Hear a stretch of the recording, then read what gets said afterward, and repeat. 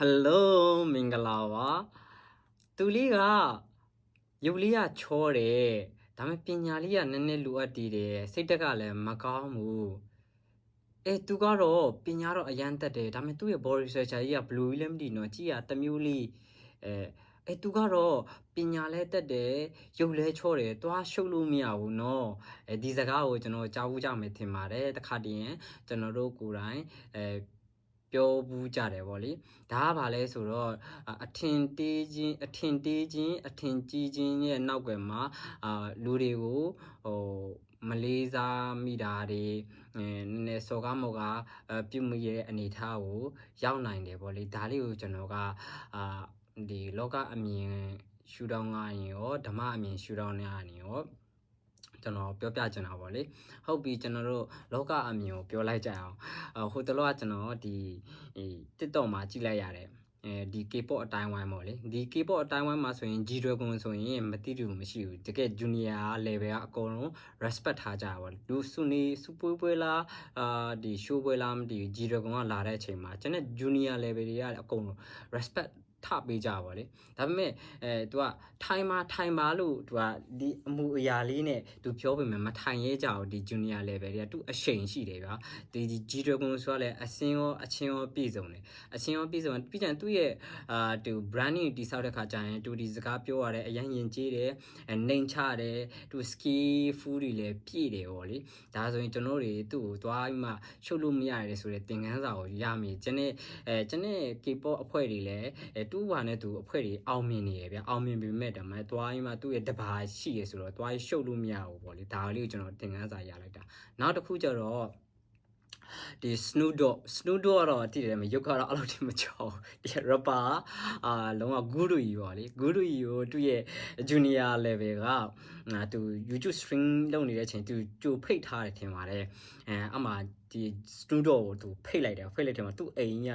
ဟီးညာSnoop Dogg လည်းလာတော့သူက respect ပေးတဲ့အနေနဲ့တွိုင်းမှာခီအိုကျူဆိုပြီးမှသူ live ဒီ YouTube live stream လုပ်နေတဲ့အချိန်မှာဒီ Snoop Dogg ထိုင်မယ်သူလည်းထိုင်တယ်အချိန်သူဘာ battle ဆောက်လုပ်တယ်ဆိုတော့သူတို့ရဲ့ဒီrapping ရွတ်ကြ rapping ပြီး battle လုပ်တယ်ပါ battle ဆိုတော့ဒီတိုင်း rapping ကျွန်တော်ကြည့်ဘူးမှာပါသူတို့ငယ်ကျုံးငယ်တာတွေပေါ်ပြီးမှဒီသူတို့ skill ကိုထုတ်ပြတယ်ဗောလေအချိန်မှာသူက junior level ကအရင်စတယ်ဒီ Snoop Dogg ကတော့သူ့ကိုရွတ်ပြတဲ့အချိန်မှာသူကတော့မိတ်ပြုံးနဲ့သူ rapping သူ့ကိုဖဲ့တဲ့music မှာပဲသူက flow နဲ့ခေါင်းလေးတင်းချင်းပြုံးနဲ့သူကြည့်တယ်ဗောလေနောက်ကျတော့ Snoop Dogg ကလည်းအလဲရောက်လာတော့ Snoop Dogg ကထကြီးရွတ်လိုက်တယ်သူ့ကိုလုံးဝသူ weak point ပတောက်ကနေတောက်တော့ကျွန်တော်ဝူဝါးတွေဖြစ်ကုန်တော့လုံးဝ respect ဗောလေကြည့်နေတဲ့ဒီ YouTube က comment တွေလည်းအများကြီးတောက်ဆိုတော့တော့ရှုပ်လို့မရဘူးလေဒါက battle တစ်ခုပဲနောက် battle တစ်ခုကျတော့ဘာလုပ်လဲဆိုတော့သူတို့နိုင်ငံဆေးကြောက်တုံလို့ရတယ်ဗျာကားတဲ့ခေါ်ပါSnoop Dogg ကိုသူ့ရဲ့junior ဒီရဲ့ rapper ဆိုတော့ခေါ်ပါတော့အစjunior စပြောငါတို့တဲ့ကားတကားတွေဖွင့်ပြီးမှသူကဒီဆေးကြောက်တလိပ်သူကဆေးကြောက်တလိပ်ပြန်ရှူမယ်ပေါ့လေပြန်ရွှဲချိန်မှာ Snoop Dogg ကအကုန်ပိတ်လိုက်ရ AC ဘာမှဖြစ်ဘူးတဲ့ပိတ်လိုက်ဆိုတကားပိတ်ပြီးမှနှစ်ယောက်ဖြူကြတာလေဟိုကောင်ကဘာလဲ9စက္ကန့်လောက်ပဲရှိသေးတယ်9စက္ကန့်ဒီ10မိနစ်တောင်မပြည့်ဘူးတော့လုံးဝဝူးဝါးတွေဖြစ်ကုန်တာ Snoop Dogg AC ပဲတခါလေရှူပြီးမှနေရောလေဒါတွေကျွန်တော်တို့တွေဒီ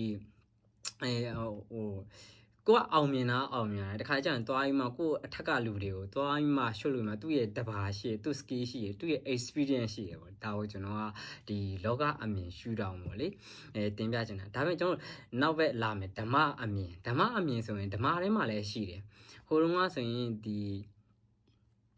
အနည်းဆက်ဆုံးကျွန်တော်ပြောမယ်ဗျာဒီမင်းကွန်းဆရာတော်ဖျားကြီးကပရိကတ်3ပုံအောင်တယ်ဆိုတော့အနေနဲ့ရက်ကဒီဓမ္မပရိသတ်တွေကမင်းကွန်းဆရာတော်ဖျားကြီးကိုတရားဟောဖို့ပင်လျှောက်ကြတဲ့အချိန်မှာမင်းကွန်းဆရာတော်ဖျားကြီးကြွတယ်ပေါ့လေဒီလိုပဲအကြောင်းတရားဒီမညီညွတ်ဖယ်နဲ့လာကျူမဲ့သူက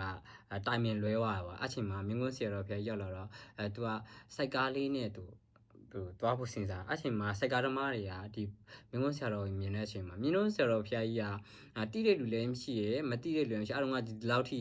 ဒီ internet တွေကမပေါ်သေးတဲ့မတိတဲ့လူတွေရှိပေါ့အဲ့မှာ तू ကစိုက်ကားဆရာကဘယ်လိုပြောလဲဆိုကိုရိုကြီးဘယ်သွားမလို့တော့ဒီကရင်ဘယ်သွားရင်ဘယ်နဲ့ချက်ဆိုရင်အားလုံးကပြောကြအောင်အဲ့မင်းကွန်းဆရာတော်တရားဟောတော့သူထည့်ရော ဒါပေမဲ့တူတော်ကောင်းကြီးဆိုတာတော့သူမာမာနာမရှိဘူးဗျာအဆောင်ဒီစိုက်ကပဲစီးပါဒါပေမဲ့မင်းမဆက်တော်ဖခင်ကြီးကဘာပြောလဲဆိုအော်ငါကငါပညာကိုတီးတဲ့လူလားတိကြတော့မတိတဲ့လူကလည်းမလေးစားရအောင်ဒါကိုဆရာတော်ကြီးကယင်းတဲ့အသေးသေးထိရောက်သွားရင်မှာအတိပညာကရင်အတက်ပညာကရင်အတိပညာရောက်အောင်ဒီတူတော်ကောင်းဆိုနှလုံးတွင်းတာပါလေဒါကတပိုင်းပြီးကြရင်ဆိုရင်ဒီဖះရဲ့တမိုင်းကြောင်းထဲမှာပါတယ်ခုတ်ဆုပ်တရာဆိုတာဒါ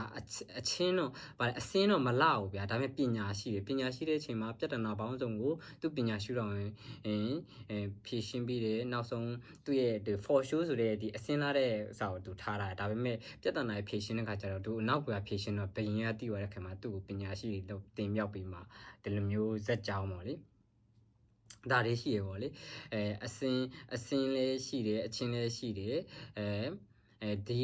နောက်ွယ်မှာကျွန်တော်တို့ဒီအထင်သေးချင်းအထင်ကြီးချင်းဆိုတဲ့ဥစ္စာတွေပါတယ်ဗောလေအထင်သေးတာလည်းမကောင်းဘူးအထင်ကြီးလွန်းတာလည်းမကောင်းဘူးလူဆိုရင်ကျွန်တော်လူချင်းကိုမြင်နေဆိုတာကကိုအတွင်းမှာအတိပညာအတက်ပညာတွေညီမျှမှလင်လူတွေကိုလေးစားတတ်မယ်တန်ဖိုးထားတတ်မယ်ကောင်းကောင်းဝင်ဆက်ဆံတတ်မယ်တခါကျရင်ကိုဒီမှာအချင်းလေးရှိတယ်အစင်းလေးရှိတယ်ဆိုရင်မန်နေတက်တယ်မန်နေတက်တဲ့ခါကျရင်တစ်ဖက်သားကို